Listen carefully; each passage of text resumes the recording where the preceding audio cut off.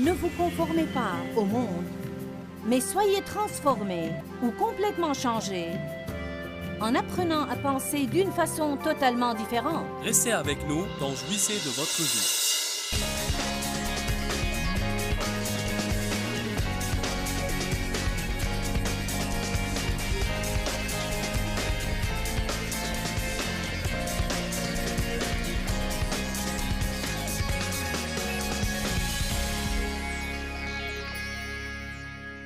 Vous devez rester au lit le matin avant de vous lever et décider de penser à ce qui est juste.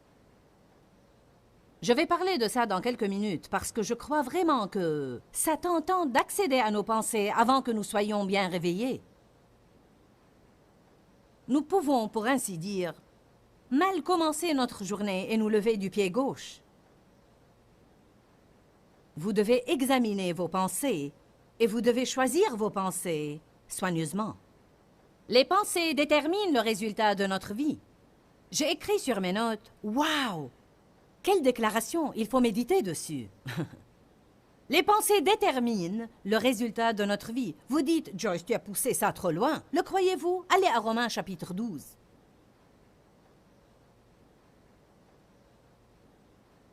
C'est un message de base et fondamental que nous avons tous besoin d'entendre de temps en temps, juste pour rester en accord avec la parole de Dieu.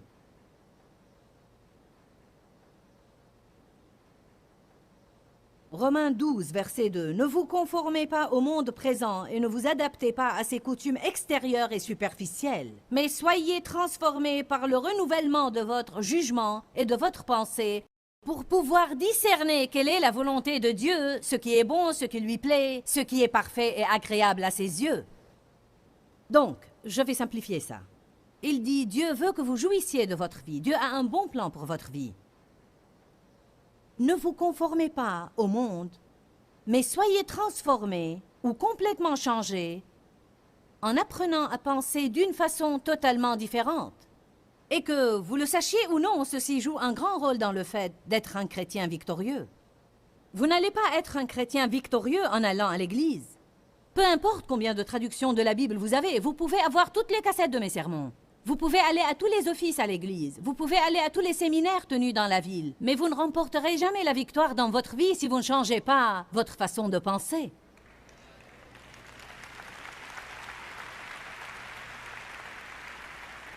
Cela m'exaspère vraiment quand je pense à toutes les années durant lesquelles j'ai essayé de servir le Seigneur et personne ne m'a dit ça. Personne ne m'a jamais dit ce que je suis en train de vous dire. Je crois que c'est une tragédie. Je demande au grand nombre de personnes, aux millions qui nous regardent partout dans le monde, combien d'entre vous n'ont jamais entendu ça?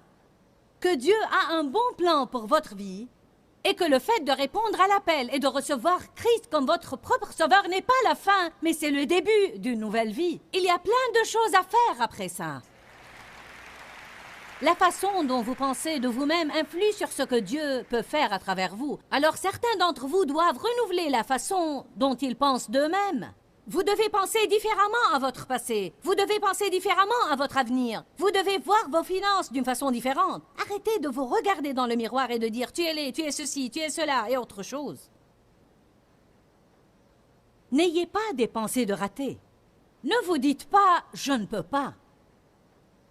Mais dites plutôt « je peux tout faire ». Si Dieu m'appelle à faire ceci, alors je peux le faire. Si vous pensez de cette façon, c'est ce qui va sortir de votre bouche. Vous n'allez pas dire « je ne peux pas faire ça, c'est très difficile, c'est trop ». Vous vous retrouverez en train de dire « je peux faire tout ce que j'ai besoin de faire ». Je sais que je ne peux pas le faire par moi-même, mais si Dieu m'appelle à le faire, alors je suis capable de le faire.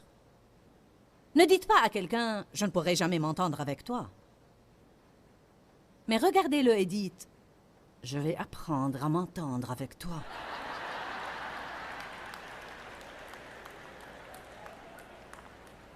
Écoutez ça.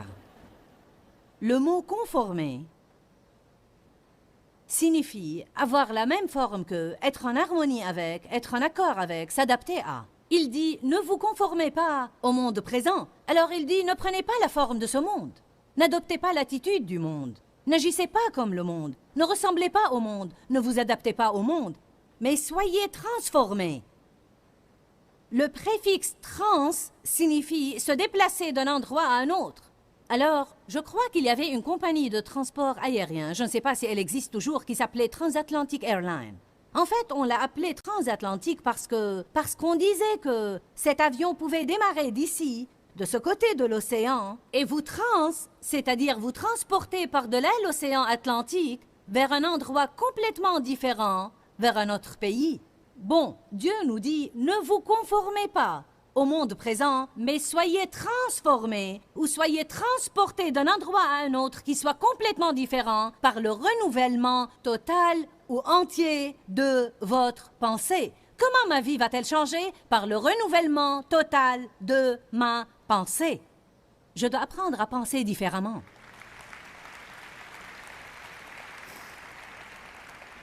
Le mot « transformer », j'aime ça, signifie prendre une forme totalement différente, changer totalement l'apparence de ou se convertir. J'aime ça parce que nous disons que tel et tel nombre de personnes s'est converti ce soir. En fait, ce qui s'est passé, c'est qu'ils ont eu l'occasion d'avoir toute une nouvelle vie. Mais s'ils se conforment au monde au lieu d'être transformés par le renouvellement de leurs pensées, ils ne jouiront jamais de ce que Jésus est mort pour leur donner. Je suis en mission. J'ai souffert pour des années en tant que chrétienne. J'ai dit, j'ai souffert en tant que chrétienne. J'aimais le Seigneur, me comprenez-vous? J'étais née de nouveau. Je serais allée au ciel si j'étais morte, mais je ne jouissais pas de mon voyage. Je ne jouissais pas de ma vie. J'ai reçu de Dieu le mandat d'aider les croyants à grandir, à mûrir, et à apprendre comment agir dans leur vie quotidienne afin qu'ils puissent jouir de ce que Jésus leur a donné par sa mort. Jésus ne veut pas que nous soyons misérables et d'essayer à peine de survivre jusqu'à ce qu'il revienne pour nous prendre. Nous sommes censés être extrêmement remplis de joie et remplis de paix et un exemple pour tous ceux qui nous entourent. Nous devons décider toujours de penser comme il faut. Votre vie ne va pas changer parce que vous avez pensé juste une seule fois. Elle ne va pas changer parce que nous avons fait ce qui est juste une seule fois. Vous avez à le faire encore, et encore, et encore, et encore, et encore, et encore. Et quand vous en avez assez de le faire, et vous croyez que vous n'en pouvez plus, vous le faites encore, et encore, et encore, et encore, et encore. Et quand le diable vous dit que ça ne marche pas, vous le faites encore, et encore. Et quand les gens vous disent que ça ne marche pas, vous le faites encore, et encore, et encore. Et si vous êtes de ceux qui refusent d'abandonner, alors je vous garantis à 100% que vous aurez votre percée et tout ce que ce livre dit que vous pouvez avoir dans votre vie. Amen. Je suis responsable de mes pensées. Vous aussi, vous êtes responsable de vos pensées. Je veux que nous prenions la responsabilité aujourd'hui. Eh bien, c'est le diable, c'est le diable, c'est le diable. Il se peut que le diable essaye d'intervenir dans notre vie. Mais Dieu dit, j'ai mis devant toi la vie et la mort. Choisis la vie. Choisis la vie afin que tu vives toi et ta postérité. Choisis la vie. Le mot vie n'entend pas seulement le fait de respirer, mais si vous faites des recherches, vous découvrirez qu'il signifie avoir la vie dont Dieu jouit. Oh, alléluia! Je me demande combien Dieu est heureux ce soir. Je me demande combien il est rempli de paix ou combien il est prospère. Je me demande combien il est content. J'ai mis devant toi la vie et la mort. Choisis la vie. Décide d'avoir le genre de vie dont Dieu jouit. Nous devons être responsables et nous devons rendre des comptes. Je vais vous parler du mot responsable parce que nous vivons aujourd'hui dans une société dans laquelle les gens ne veulent pas être responsables. Cela signifie qu'ils veulent faire de mauvais choix sans en subir les conséquences. Mais ça ne marche pas. J'aurai à répondre de mes pensées, tôt ou tard, d'une façon ou d'une autre, parce que le mot responsable signifie que je vais rendre des comptes. Il signifie aussi que je vais subir les conséquences dans ma vie à un moment donné. Être responsable veut dire que vous ne pouvez pas éviter les conséquences des choses. Certains d'entre vous et de ceux qui sont assis devant leur télé n'aiment pas du tout ce qui se passe dans leur vie maintenant. Mais la réalité, c'est que vous êtes maintenant en train de rendre compte des différentes choses que vous avez faites dans le passé, alors que vous saviez peut-être en votre fort intérieur que vous n'étiez pas censé les faire, mais vous aviez espéré pouvoir vous en sortir. N'espérez-vous pas toujours être parmi ceux qui font le mauvais choix et arrivent à s'en sortir? J'espère que je pourrai manger tous ces bonbons sans grossir. J'espère que je pourrai être toujours en pleine forme, même si je ne fais pas l'effort de faire du sport. Amen. Mon mari fait du sport dès son adolescence. Et Dave a maintenant 63 ans. Il est toujours athlétique, en pleine forme, bien dans sa peau. Je veux dire, il n'a toujours pas la peau flasque. Alors que moi, je n'aime pas faire du sport et je n'ai jamais été bonne en sport. Mais il y a une dizaine d'années, je me suis réveillée un matin et tout ce qui était ici avait dégringolé en bas. Je voulais bien que mes muscles soient toujours en bonne forme, mais je rends les comptes maintenant. Amen. Vous comprenez ce que je dis, n'est-ce pas? Nous mangeons à l'excès en espérant ne pas grossir. Et nous dépensons de l'argent que nous n'avons pas et nous espérons avoir un miracle ou que Dieu intervienne d'une façon ou d'une autre et nous donne un miracle. Combien de personnes disent « Je sais qu'il ne faut pas faire ceci, mais... » Je sais qu'il ne faut pas dire cela, mais... Ni agir comme ça, mais... Je sais que je dois te pardonner, mais... C'est comme si nous disions « Je suis en train de faire un mauvais choix, mais j'espère pouvoir en sortir. » Allez maintenant, je prêche bien ce soir.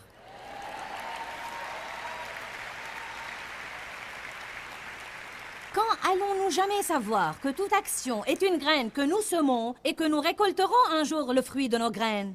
Nos paroles sont des graines, nos pensées sont des graines, nos attitudes sont des graines et nos actions sont des graines. On récolte ce que l'on sème. Ne vous y trompez pas, on ne se moque pas de Dieu. L'homme ne moissonnera que ce qu'il aura semé. Semez la miséricorde, vous récolterez la miséricorde. Semez le jugement, vous récolterez le jugement.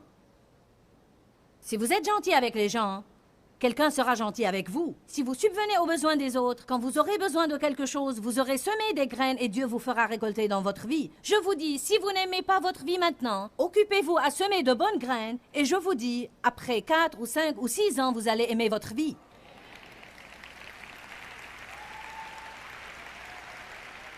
Savez-vous quel est l'autre problème? Certains d'entre vous m'ont certainement entendu dire ça et ils ont pensé, quoi? 4 ou 5 ans? N'as-tu pas un meilleur plan? Vous savez pourquoi? Parce que nous vivons dans une société qui est habituée aux choses immédiates. Mais le problème est que dans l'économie de Dieu, nous n'obtenons pas tout immédiatement. Notre vie n'est pas devenue un désastre du jour au lendemain. Elle ne va pas changer du jour au lendemain. Ce n'est pas parce que nous avons fait un seul mauvais choix que nous avons des ennuis. Et il ne suffit pas de faire un seul bon choix pour en sortir. Et si vous êtes prêt à consacrer votre vie, à apprendre ce qu'il faut faire et à le faire, vous aurez une vie merveilleuse. Mais ceci ne va pas se produire du jour au lendemain.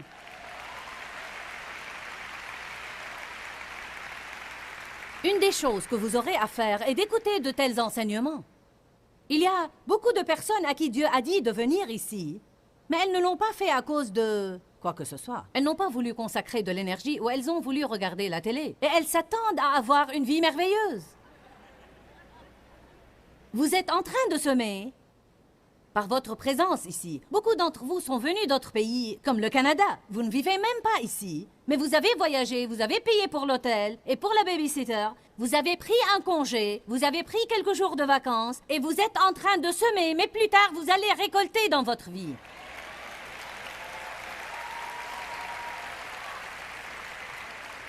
Nous devons arrêter de penser que nous devons obtenir tout gratuitement ou juste en espérant. Vous savez quoi, mes bien-aimés? Nous devons agir plutôt qu'espérer. Nous devons nous lever et faire ce qui est juste. Agir comme des vrais hommes de Dieu et arrêter de nous plaindre et de vouloir abandonner quand les choses ne se passent pas immédiatement. Alléluia. Allons à 2 Corinthiens 10. Je veux que vous voyiez ces écritures. Peut-être que vous les connaissez, mais ce serait bien de les revoir. Et peut-être qu'il y a quelqu'un d'entre vous qui n'a jamais vu ces écritures. 2 Corinthiens chapitre 10.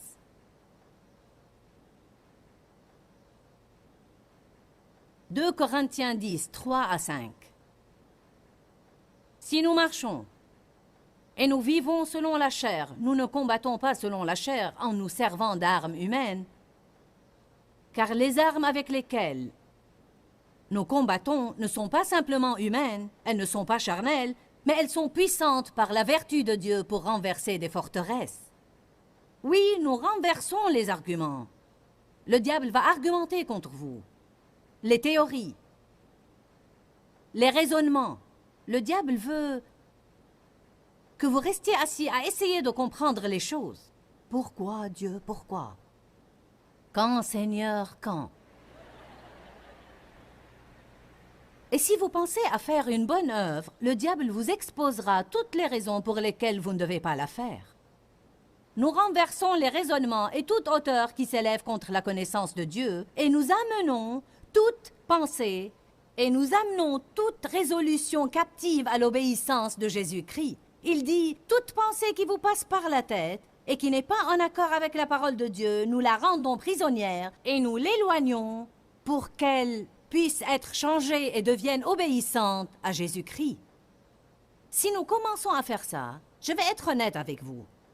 Au début, dans les années 70, quand Dieu a commencé à m'apprendre ces choses au sujet de la pensée, je me sentais épuisée à la fin du jour à force d'avoir renversé des pensées. Parce que ma pensée était un gâchis. Je renversais une pensée et elle revenait. J'ai dit finalement au Seigneur, « Comment? Comment puis-je faire ça? Je ne comprends pas. Chaque fois que je renverse une mauvaise pensée, elle revient. Je la renverse et elle revient. Je la renverse et elle revient. Je ne savais pas ça. Mais le Seigneur m'a dit, c'est très simple, Joyce, pense à autre chose. Si nous pensons à une bonne chose, les mauvaises pensées ne pourront pas pénétrer dans notre pensée. C'est pourquoi il est très important de s'occuper à être une bénédiction aux autres, d'aller à de tels séminaires, d'écouter une bonne musique. Et si votre pensée est attaquée, mettez une cassette d'enseignement et écoutez-la. Si votre pensée est attaquée, mettez une bonne musique. Si votre pensée est attaquée, commencez à adorer Dieu, car vous aurez à combattre le bon combat de la foi. Nous ne pouvons pas rester là à espérer avoir de bonnes pensées. Les choses ne marchent pas comme ça. Je trouve que j'ai à me porter vers les bonnes choses de la vie. Écoutez, une pensée passive est très dangereuse. Une personne passive est quelqu'un qui veut que les bonnes choses se passent dans sa vie, mais il passe son temps à espérer seulement. Le mot passif signifie souffrir sans agir, sans résister et sans faire opposition. Se soumettre aux agents extérieurs sans aucune résistance. Une personne qui a la pensée passive est une personne qui adopte toute pensée qui peut lui passer par la tête. Une personne passive est quelqu'un qui ne nettoie sa maison que quand il a envie de le faire, mais ce n'est jamais le cas. Une personne passive est quelqu'un qui ne se discipline pas dans le domaine des finances. Il ne résiste pas du tout. Il fait ce qu'il a envie de faire. La Bible dit « Résistez au diable et il s'enfuira de vous ». Vous devez persévérer. Vous devez passer outre certaines choses. Vous ne pouvez pas faire tout simplement ce que vous avez envie de faire et suivre le courant. Nous avons à combattre le bon combat de la foi. Nous courons dans un stade et nous avons à le faire quotidiennement, quotidiennement, quotidiennement. Toute notre vie, nous aurons à renverser les mauvaises pensées, à choisir de bonnes pensées, à décider de pardonner et à accomplir notre tâche. La vie, c'est des choix.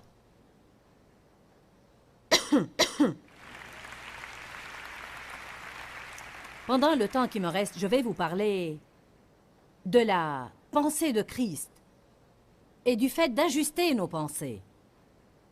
Tout d'abord, Colossiens 3 dit « Concentrez votre attention sur les choses d'en haut ». Nous n'allons pas ouvrir nos livres afin de gagner du temps, mais il dit « Affectionnez-vous aux choses d'en haut et non à celles qui sont sur la terre, car vous êtes morts et votre vie est cachée avec Christ en Dieu. » C'est quoi une façon de penser? Une façon de penser signifie se préparer d'avance à des mesures qu'on veut pouvoir prendre plus tard. Nous pouvons nous préparer convenablement à faire face à une situation difficile en décidant d'avance. Quelles que soient les circonstances, nous pouvons le faire. Dave, mon mari, me dit souvent qu'il n'a pas du mal à faire face à certaines situations ou circonstances parce qu'il sait décider à l'avance comment les affronter. La Bible dit dans 2 Corinthiens chapitre 10 que nous avons à renverser les fausses pensées et les faux raisonnements qui ne sont pas en accord avec la parole de Dieu. Alors vous avez à exercer votre autorité sur vos pensées. Vous êtes responsable de vos pensées. Pensez à ce que je viens de dire. Vous êtes responsable de vos pensées. Vos pensées déterminent votre avenir et votre niveau de joie et de paix également. Jésus est mort afin que vous jouissiez de votre vie, que vous ayez la paix, que vous marchiez dans la justice et que vous jouissiez de toutes bonnes choses que Dieu veut que vous ayez. Pourquoi, Seigneur, pourquoi? Dans ce livret, Joyce Meyer nous enseigne à travers la parole comment être délivré de la confusion. Pour obtenir ce livret gratuitement, écrivez-nous à Joyce Meyer, boîte postale 40095-6300, Larnaca, Chypre. Ou bien visitez notre site web www.joycemeyer.org/fr.